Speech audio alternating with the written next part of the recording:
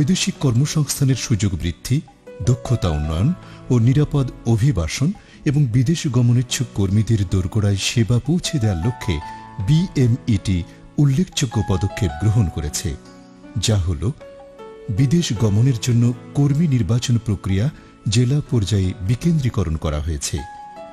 মহিলা কর্মীদের বিনা অভিবাসন ব্যয়ে সৌদি আরব সহ মধ্যপ্রাচ্যের কয়েকটি দেশে গৃহকর্মী পেশায় প্রেরণ করা হয়েছে। কাতার সহ কয়েকটি দেশে পুরুষ কর্মীদেরও বিনা অভিবাসন ব্যয়ে প্রেরণ করা হয়েছে।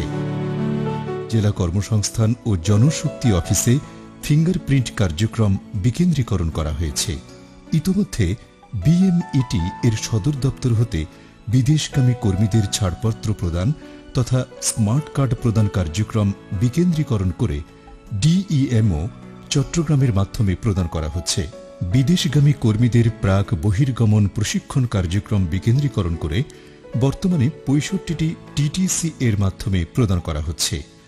গৃহকর্মী পেশায় নির্বাচিত নারী কর্মীদেরকে জেলা পর্যায়ে সেবা বিকেন্দ্রীকরণ করে বর্তমানে ৩৩টি টিটিসি এর মাধ্যমে প্রশিক্ষণ প্রদান করা হচ্ছে। ৬৮টি প্রশিক্ষণ কেন্দ্রের মাধ্যমে ৬,৮১,১৬৩ জন পুরুষ ও ৮৭,৭০০ জন মহিলাকে প্রশিক্ষণ প্রদান করা হয়েছে। প্রশিক্ষণ প্রদানে বিএমইটি উল্লেখযোগ্যভাবে সক্ষমতা অর্জন করেছে। অধীনস্থ দপ্তরসমূহকে মনিটরিংয়ের মাধ্যমে নিবিড় তদারকির আওতায় আনা হয়েছে। বৈদেশিক কর্মসংস্থান ব্যবস্থাপনা। যে কোনো প্রান্তে বসে কারো দ্বারস্থ না হয়ে ভিসা এর যথার্থতা যাচাইয়ের জন্য ভিসা যাচাই অ্যাপস তৈরি করা হয়েছে। এটি সহজে ব্যবহারযোগ্য করার লক্ষ্যে গুগল প্লে স্টোর সন্নিবেশ করা হয়েছে। জেলা পর্যায়ে ডিইএমও সমূহ থেকেও এই অ্যাপসের মাধ্যমে ভিসা যাচাই সেবা প্রদান করায় বিদেশগামী কর্মীগণ ব্যাপকভাবে উপকৃত হচ্ছেন এবং ভিসা জালিয়াতি হ্রাস, মধ্যস্বত্বভোগীদেরও দৌরাত্ম্য হ্রাস করা সম্ভব হচ্ছে। সবাইকে অনেক অনেক প্রীতি ও শুভেচ্ছা জানিয়ে শুরু করছি আজকের অভিবাসী। কথা বলবো জনাব মহিবুল ইজদানী খান ডাবলু, যিনি দীর্ঘ ৪২ বছর ধরে সুইডেনে বসবাস করছেন। আজকে আমরা জানব কিভাবে উনি সুইডেনে গিয়েছিলেন, সেখানে সুইডেনে প্রবাসের গল্প এবং ওনার ভবিষ্যৎ স্বপ্ন। কেমন আছেন? ভালো। আমরা পরিচিত হয়ে খুবই ভালো লাগলো। আমরা একটু জানতে চাই, আপনি তো দীর্ঘ ৪২ বছর যাবৎ সুইডেনে আছেন, তো সেই গল্পটা আগে আমি প্রথমে শুনতে চাই যে আসলে সুইডেনে আপনি কখন কিভাবে গিয়েছিলেন, সেই গল্পটা যদি আমাদেরকে সাথে একটু শেয়ার করেন। আসলে আমি বাংলাদেশ করেছি 18ই জানুয়ারি 1977 সালে রাজনৈতিক সমস্যার কারণে। তখন আমার বিরুদ্ধে গ্রেফতারের পরোয়ানা ছিল, জাতির জনকের হত্যার পর। তো তারপরে আমি পালিয়েছিলাম। তখন এক সময় আমি সিদ্ধান্ত নিলাম দেশ ত্যাগ করে চলে যাব। তখন আমি আপনার 18ই জানুয়ারি বাংলাদেশ ছেড়ে আমি রওনা হলাম ভারতে, এবং পরবর্তীতে ভারত বিভিন্ন দেশ অতিক্রম করে আমার প্রায় 2 মাস 2.5 মাসের মতো লাগছে আমি সুইডেন আসছি। এই কঠিন পথ কিভাবে পাড়ি দিলেন, কি ধরনের চ্যালেঞ্জ আপনি ফেস করেছিলেন একটু যদি বলেন। কঠিন তো অবশ্যই, অত্যন্ত কঠিন এবং অত্যন্ত কষ্টকর ভ্রমণ কাহিনী। আমি ভারতে যাওয়ার পরে আমি পরবর্তীতে ভারত থেকে কাবুল গেলাম আফগানিস্তানে যাওয়ার পরে আমি ওখানে কিছুদিন ছিলাম। ওখান থেকে বাসে করে আমি হিরাত আসলাম। হিরাত থেকে আপনার চলে আসলাম ইরানের বর্ডারে।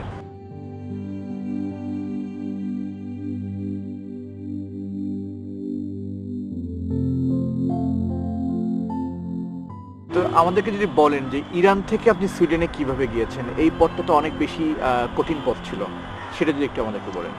আমি তো হিরাত থেকে আপনার আসলাম মাশহাদ, ইরানের বর্ডার ক্রস করে মাশহাদে আসলাম। এটা আফগানিস্তান এবং ইরানের বর্ডার, এবং বর্ডারের শহর হচ্ছে মাশহাদ। ওখানে কিছুদিন ছিলাম, থাকার পর ওখান থেকে ট্রেনে করে আমি ইরানের রাজধানী তেহরানে এসে পৌঁছি। এবং তেহরানে আমাকে বেশ কিছু সময় থাকতে হয়েছে, এই কারণে যে ওখান থেকে আমি কিভাবে যাব এই দীর্ঘ পথ, এটার জন্য একটা প্রোগ্রাম করার দরকার আছে। সেজন্য আমি ওখানে বেশ কিছুদিন আমাকে থাকতে হয়েছে তেহরানে। তেহরান থেকে আমি একটা বাসে করে টার্কির বর্ডারে আসি। বেশ দীর্ঘ পথ, সারা রাত্রে বাস চড়ে ঠিক ভোরের দিকে এসে আমি টার্কির বর্ডারে আসি এবং টার্কির ইরানের বর্ডারটা ক্রস করে টার্কি থেকে আমি একটা ট্রেন ধরি, ওখানে রাজধানী আঙ্কারা হয়ে আমি ইস্তাম্বুলে এসে পৌঁছি। মানে এশিয়া থেকে ইউরোপে এসে পৌঁছলাম, ইউরোপের গেট যেটা বলা হয় ইস্তাম্বুলকে। ইস্তাম্বুলে আসার পরে এখানে আমি কিছুদিন ছিলাম। তারপরে আমার রুটটা হচ্ছে ইস্তাম্বুল থেকে আমি আপনার একটা বাসে করে যুগোস্লাভিয়া আসি এবং বুলগেরিয়া হয়ে, কারণ টার্কির সাথে বর্ডার আছে বুলগেরিয়ার সোফিয়া হয়ে আমি আসি আপনার বেলগ্রেড। বেলগ্রেডে এখানেও আমি বেশ কিছুদিন আমাকে থাকতে হয়। বেলগ্রেডে একটা জিনিস আমাকে বলা উচিত, এখানে বেলগ্রেডে হচ্ছে কি যুগোস্লাভিয়া তখন টিটোর সাথে বঙ্গবন্ধুর একসময় খুব ভালো সম্পর্ক ছিল, সেহেতু বাংলাদেশকে তারা খুবই পজিটিভভাবে দেখো সবসময়। ওখান থেকে আমি তখন প্রোগ্রাম করি কীভাবে সুইডেনে যাওয়া যায়। চেকোস্লোভাকিয়া, হাঙ্গেরি ট্রেনে ক্রস করে ইস্ট বার্লিনে আসা। তখন ইস্ট বার্লিন আলাদা দেশ ছিল, ইস্ট জার্মানি। তো আমি ট্রেনে করে চেকোস্লোভাকিয়া, হাঙ্গেরি হয়ে তারপরে আমি আসলাম ইস্ট বার্লিন। বার্লিনে আসার পরে ওখানে আমি সারা দিন ছিলাম।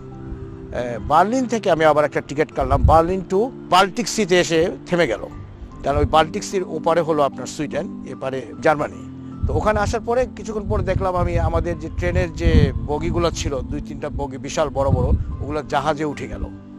জাহাজে ওঠার পরে ওই জাহাজটা আমাকে নিয়ে চলে আসলো ইয়েতে আপনার সুইডেনের বর্ডারে। সুইডেনের বর্ডারে আসার পরে নিজের মনের মধ্যে একটা ভয় ভয় ভাব ছিল যে বাংলাদেশের একজন একা মানুষ সুইডেনে প্রবেশ করব, পারবো কি না, কি বলবে, এই ধরনের একটা আতঙ্ক সবসময় ছিল। অফকোর্স ওই সময় আল্লাহ আল্লাহ করছিলাম যে আল্লাহ যেন সাহায্য করে যাতে ঢুকতে পারি।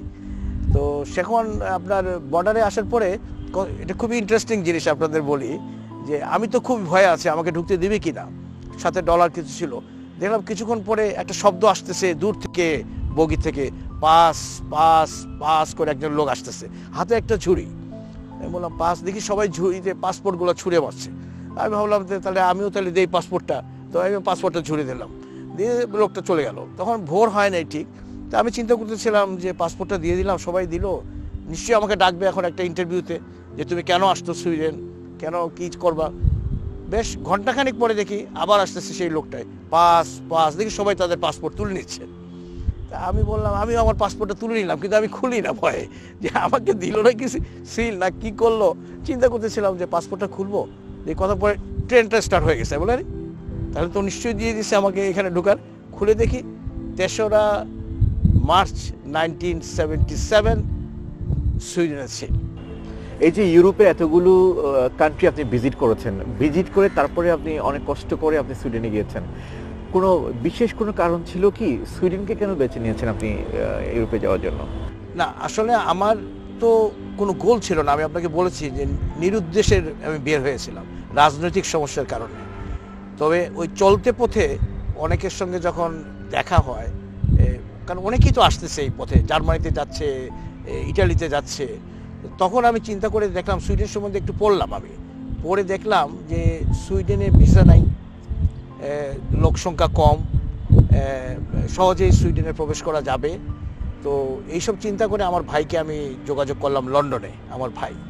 তো উনি বললো হ্যাঁ আমার এক ফ্রেন্ড আছে সুইডেনে, তুমি সুইডেনে চলে আসো, এখানে খুব সহজভাবে তুমি আসতে পারবা, তুমি সুইডেনে চলে আসো। এইভাবে আমার সুইডেনটা আমার মূলত প্রথম থেকে আমার সুইডেনে আসার কোনো উদ্দেশ্য ছিল না। এই যে দীর্ঘ 42 বছর আপনি সুইডেনে আছেন নিজ দেশ ছেড়ে, এবং আপনি বলছেন যে আপনি রাজনৈতিক কারণে আপনি বাংলাদেশ থেকে চলে গিয়েছিলেন, কেমন লাগছে, অনুভূতিটা কি? 1982 সালে আমি সুইডিশ নাগরিকত্ব পাই, এবং এই নাগরিকত্ব পাওয়ার পর আমি চিন্তা করলাম এদেশের নাগরিকত্ব যখন আমি গ্রহণ করেছি এবং স্থায়ীভাবে এদেশে থাকবো, এই ধরনের একটা পুরোপুরি সিদ্ধান্ত আমার নেওয়া হয়েছে, তখন আমি চিন্তা করলাম যে এদেশে কাজ করি। তখনও আমি পলিটিক্সে আসি নাই, এদেশের রাজনীতিতে আসি নাই। তো চিন্তা করলাম যে দেশে এভাবে সময় কাটিয়ে হয়তো সংসার করতে হবে এক সময়। দেশে এসে বিয়ে করলাম 84-এ। আপনার সন্তানদের কথায় আসি, আপনি বলছেন আপনার একটা ছেলে একটা মেয়ে যারা ওখানেই জন্মগ্রহণ করেছে এবং ওখানেই পড়াশোনা করে বড় হয়ে এখন জব করছেন, তো তারা আসলে বাংলাদেশকে কতটুকু জানে, যে কোনো কিছু বলেন, রাজনীতি, অর্থনীতি বা বাংলাদেশের মানুষকে, বাংলাদেশের সম্পর্কে আসলে কতটুকু জানে?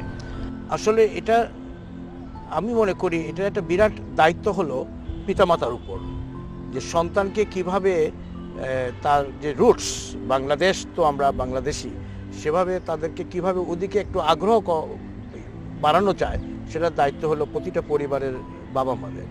সেই পরিপ্রেক্ষিতে যেহেতু আমি একজন রাজনীতিবিদ, ওই দেশের রাজনীতি করি, তো আমরা যখন চেয়ার টেবিলে বাসায় বসি সবসময় রাজনীতি নিয়ে আলোচনা করি, কথাবার্তা বলি, তখন বাংলাদেশ প্রসঙ্গটা অটোমেটিক চলে আসে যে বাবা তুমি কিভাবে আসছো, কেন আসছো, হ্যাঁ, এই প্রশ্নটা আসে। তো তারাও জানে যে আমি এই দেশে রাজনীতি করতাম এবং সমস্যার কারণে আসছি। তো তাদের মধ্যেও একটা কৌতূহল সবসময় বৃদ্ধি হতে থাকে যে বাংলাদেশে যাব, বাবার দেশটা দেখে আসি। তো আমরাও চাই যে আমাদের মেয়ে ছেলেরা বাংলাদেশে আসুক, বাংলাদেশের সাথে সম্পর্ক গড়ে তুলুক। সেই কারণে আজকে আমার মেয়ে সুইডিশ সেভ দ্য চিলড্রেনে কাজ করে এবং বাংলাদেশে এসে বিহারিদের ক্যাম্পে গিয়ে এই কমলাপুর স্টেশনে রাত্রে গিয়ে ছবি করছে। ওই সময় একটা আগুনে পুড়িয়ে গেছিলো ঢাকা, পুরান ঢাকায়, সেখানে গিয়ে ছবি করছে, এইসব জিনিস করছে। তার আগ্রহটা বাংলাদেশের প্রতি দিন দিন আসছে আর কি, এবং সে বাংলাদেশে আসতে চায়। আমার মেয়ে পয়লা বৈশাখের প্রতি খুবই আগ্রহ, এবং সে পয়লা বৈশাখে রমনা পার্কে গিয়েছে, ওখানে অংশগ্রহণ করেছে, আসছে পয়লা বৈশাখেও আমার মেয়ে আসবে। আমি যে কথা বলতেছিলাম, গত বছর আমার মেয়ে ছেলে তারা সুন্দরবন ভ্রমণ করেছে এবং সুন্দরবন তাদের কাছে খুব ভালো লেগেছে। একটা সুইডিশ গ্রুপ নিয়ে আসছিল ওরা, ওদের বয়সের সবাই একসাথে মিলে একটা জাহাজে করে ওরা সুন্দরবন দেখেছে। এটা চমৎকার একটা বিষয় যে আপনার সন্তান বাংলাদেশে উনি আসছেন, উনি পহেলা বৈশাখে গিয়েছেন, আবার আপনি বলছেন যে সুইডিশ গ্রুপকে বাংলাদেশে নিয়ে আসছে, তারা বাংলাদেশের কালচারের সাথে মিশেছে, বাংলাদেশে ভ্রমণ করেছে। তার অর্থ কি তারা কি আসলে বাংলাদেশকে খুবই ফিল করে? এটা কি বাংলাদেশের পর্যটন শিল্প বিকাশের ক্ষেত্রে একটা বিশাল ভূমিকা রাখতে পারে কি? সেটাকে আপনি কিভাবে দেখছেন? যেহেতু আমরা আমাদের মেয়ে ছেলেদেরকে শিক্ষা দিয়েছি বাংলাদেশের প্রতি তাদের যাতে আগ্রহতা বাড়ে, সেই পরিপ্রেক্ষিতে তারা ওই বাংলাদেশ নিয়ে কোনো প্রসঙ্গ আসলে তাদের যে নেক্সট জেনারেশন আছে এবং সুইডিশরা আছে যাদের সঙ্গে তারা চাকরি করে, তাদের কাছে তারা বাংলাদেশের পজিটিভ সাইডটা তুলে ধরে যে বাংলাদেশে দেখার মতো এইসব জিনিস আছে, তোমরা আসতে পারো, এসে দেখতে পারো। বাংলাদেশের সুন্দরবন, বাংলাদেশের চট্টগ্রাম, কক্সবাজার, এগুলো কথা প্রসঙ্গে আসে। যাদের জন্ম সুইডেনে, এই ধরনের একটা জেনারেশন যেটা স্টকহোমে আছে, এবং আমার মেয়ে সহ আরও বেশ কিছু বাংলাদেশি, ওরা একটা অর্গানাইজেশন গড়ে তুলছে। তারা কিন্তু সুইডেনের জন্ম, সেই অর্গানাইজেশনটার নাম হচ্ছে ম্যাঙ্গো লাচ্ছি, এবং এই ম্যাঙ্গো লাচ্ছি নিয়ে তারা মাঝে মধ্যে বসে ক্যাফেটেরিয়াতে আলোচনা করে, বাংলাদেশ নিয়ে আলোচনা করে, এবং রবীন্দ্রসঙ্গীত নিয়ে আলোচনা করে, এবং যারা বাংলাদেশের ইতিহাস জানে বিভিন্ন দেশে তাদেরকে ইনভাইট করে আনে। আমেরিকা থেকে রিসেন্টলি নিয়ে আসছে, এনে তাদের কাছে বাংলাদেশের ইতিহাস শুনছে তারা। তো তাদের প্রতি তাদের এই গ্রুপটা আমি যতটুকু দেখি যে এরা কিন্তু বাংলাদেশের প্রতি প্রচণ্ড আগ্রহ, এবং বাংলাদেশে তারা যেতে চায়, আসতে চায়, বাংলাদেশের সঙ্গে সুইডেনের একটা ভালো সম্পর্ক গড়ে তুলতে চায়। যারা বাংলাদেশি সুইডিশ তরুণ এবং বাংলাদেশি যারা তরুণ, এই যে ওরা যে চাচ্ছে প্রাণ থেকে বাংলাদেশের সাথে যোগাযোগ করার জন্য, একটা কালচারাল একটা এক্সচেঞ্জ করা যায় কিনা, বা এরকম কোনো কিছু পরিকল্পনা করা যায় কিনা ভবিষ্যতে? আপনি জানেন বাংলাদেশ সম্পর্কে অনেক ভালো জিনিস আছে যেগুলো আজকে অনেকেই জানে না। তো যেহেতু এই ম্যাঙ্গো লাচ্ছি খুবই ইন্টারেস্টেড বাংলাদেশ সম্বন্ধে, এবং শুধু সেজন্য না, এবং ইমিগ্রেন্ট যারা আছে নেক্সট জেনারেশন, তাদেরও অনেক সমস্যা আছে ওই দেশে, মানে সুইডেনের ভিতরে তাদের অনেক সমস্যার সাথে ফাইট করতে হয়, রেসিজমের বিরুদ্ধে ফাইট করতে হয়। তো এইসবের ব্যাপারেও তারা খুব অ্যাক্টিভ, এবং এইসব নিয়ে তাদের রাইটস নিয়ে তারা কথা বলে, এবং অনেক ক্ষেত্রে তারা বলতে চায় যে আমরা সুইডিশ, আমাদের গার্জিয়ানরা আসছে বাংলাদেশ থেকে, কিন্তু আমরা সুইডিশ, আমরা সেম রাইট চাই যেটা একটা সুইডিশের রাইটস আছে। এবং এইটা দিয়ে তাদেরকে ফাইট করতে হয় অনেক ক্ষেত্রে, চাকরির ক্ষেত্রে করতে হয়, জীবন ক্ষেত্রে বিভিন্ন সময়ে তাদেরকে করতে হয়। এই জন্য আমি মনে করি এই ম্যাঙ্গো লাচ্ছিটা যে তারা করেছে, এটা এটা খুবই একটা পজিটিভ যিনি অর্গানাইজেশন।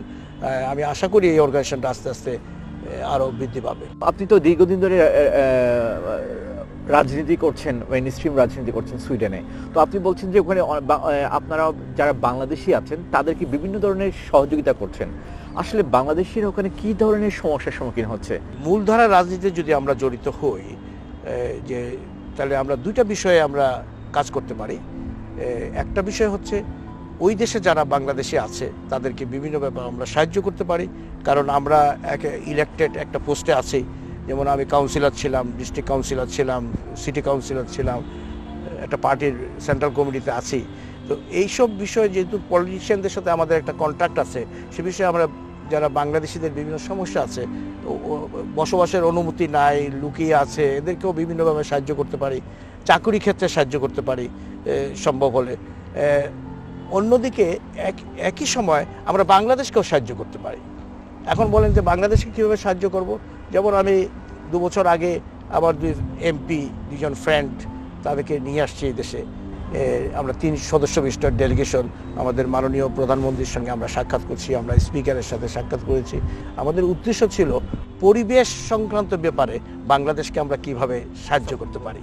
যে এই যে পজিটিভ সাইডটা, যে আমি যেহেতু বাংলাদেশি হয়ে ওই দেশের রাজনীতিতে জড়িত, যার জন্য আমি তাদেরকে উৎসাহ দিতে পারি, তাদের কাছে আগ্রহতা বৃদ্ধি করতে পারি যে আসো বাংলাদেশকে আমরা কিভাবে সাহায্য করতে পারি। এই জন্য আমি আপনাকে বললাম, ওই দেশের মূলধারার রাজনীতির সাথে যদি আমরা জড়িত হই, আমরা ওই দেশের বাঙালিদেরকেও সাহায্য করতে পারি, সুযোগ আছে। সাথে সাথে আমার জন্মভূমির যে সমস্যাগুলো আছে সেখানে আমি একটা হয়তো সহযোগিতা করতে পারি। দুটো জিনিস আমি করতে পারি। এখনো পর্যন্ত বাংলাদেশের অনেক তরুণের স্বপ্ন হচ্ছে ইউরোপে যাওয়া, যে কোনোভাবেই হোক না কেন। এই সুযোগটা নিচ্ছে বাংলাদেশের কিছু দালাল শ্রেণীর লোক, যার কারণে অনেক তরুণ বাই রোডে ইউরোপে যাওয়ার ক্ষেত্রে মৃত্যুবরণ করেছে। আমরা জানি ভূমধ্যসাগরে প্রতিদিন অনেকেই নৌকা ডুবে মারা যাচ্ছে, অনেকে গ্রেফতারও হচ্ছে। যে সমস্ত তরুণরা এখনো অবৈধভাবে বা অনিয়মিত পথে ইউরোপ যাওয়ার চেষ্টা করছে, তাদের উদ্দেশ্যে যদি আপনি আমাদের কিছু বলেন। আমি বলবো যে সুইডেনে যারা আসতে চায় এখন, তাদের উচ্চ শিক্ষাতে আসার একটা সুযোগ রয়েছে। সেটা তারা সুইডিশ এমবেসির মাধ্যমে তারা অ্যাপ্লাই করতে পারে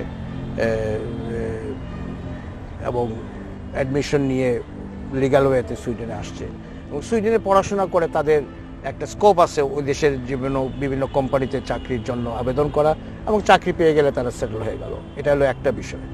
আরেকটা বিষয় হচ্ছে বাই রোডে ইলিগাল পথে আসার কোনো সুযোগ নেই।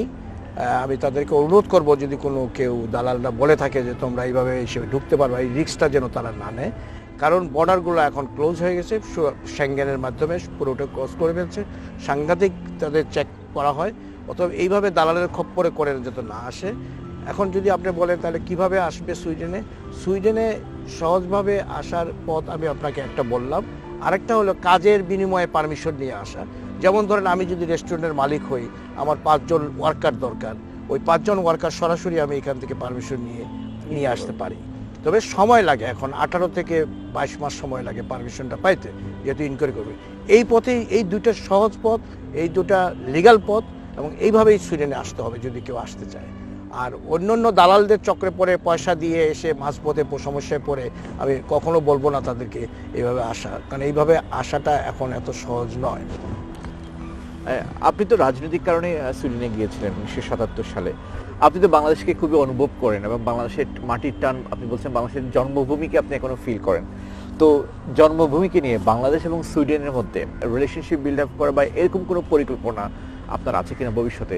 আমার স্বপ্ন হচ্ছে যে বাংলাদেশের সাথে সুইডেনের একটা ভালো সম্পর্ক গড়ে তোলা, সেটা ব্যবসা ক্ষেত্রে হোক, অন্য যে কোনো ক্ষেত্রে হোক, ছাত্র আদান প্রদানের ক্ষেত্রে হোক, যেটাই হোক, একটা গাঢ় সম্পর্ক গড়ে দিতে পারি, আমি তুলতে পারি। এবং সেই লক্ষ্য রেখেই আমি এখন কাজ করছি যে বাংলাদেশের সাথে সুইডেনের একটা যেন ভালো সম্পর্ক গড়ে ওঠে। এটাই হলো আমার স্বপ্ন। আপনাকে অসংখ্য ধন্যবাদ আমাদের অনুষ্ঠানে আসার জন্য এবং আপনার যে মূল্যবান সময়, আপনার যে জার্নিটা, যে ভ্রমণ গল্প এবং সুইডেনে যে আপনার এই দীর্ঘ জীবনের গল্প এবং বাংলাদেশকে যে এখনো ভালোবাসেন, এখনো ফিল করেন, এবং পাশাপাশি আপনি যে আপনার সন্তানরা, ভবিষ্যৎ প্রজন্ম, তারাও যে বাংলাদেশকে ফিল করছে এবং বাংলাদেশের মধ্যে তাদের মধ্যে যোগসূত্র তৈরি করার জন্য যে আপনারা কাজ করে যাচ্ছেন, যারা আপনারা বাবা মা আছেন ভবিষ্যৎ প্রজন্মের জন্য, এই যে গল্পটা আমাদের সাথে শেয়ার করেছেন তার জন্য আমরা অসংখ্য ধন্যবাদ জানাচ্ছি। আশা করি সুইডেন এবং বাংলাদেশের মধ্যে, বিশেষ করে তরুণদের মধ্যে একটা যোগসূত্র তৈরি হবে, আমাদের একটা কালচারাল বিনিময় হবে এবং ভবিষ্যতে এই তরুণরাই পর্যটন শিল্প এবং বাংলাদেশকে বিশ্বের দরবারে ব্র্যান্ডিং করে একটি স্বয়ংসম্পূর্ণ সমৃদ্ধ দেশ হিসেবে গড়ে তুলবে। অনেক ধন্যবাদ আপনার কথা।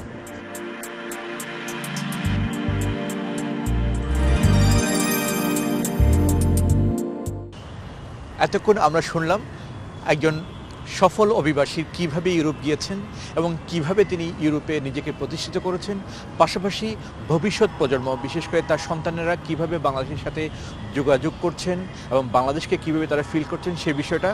সবচেয়ে গুরুত্বপূর্ণ যে বিষয়টা, যারা ইউরোপে যাওয়ার জন্য আগ্রহী তারা কিভাবে যাবেন দুইভাবে উনি বলেছেন। একটা হচ্ছে উচ্চশিক্ষার্থে আপনি সুইডেনে যেতে পারেন, অথবা সরাসরি ওয়ার্ক পারমিটে আপনি সুইডেনে যেতে পারেন। এই দুই পদ্ধতি ছাড়া আপনি কোনোভাবেই অবৈধভাবে সড়ক পথে কিংবা সমুদ্র পথে ইউরোপে যাবেন না।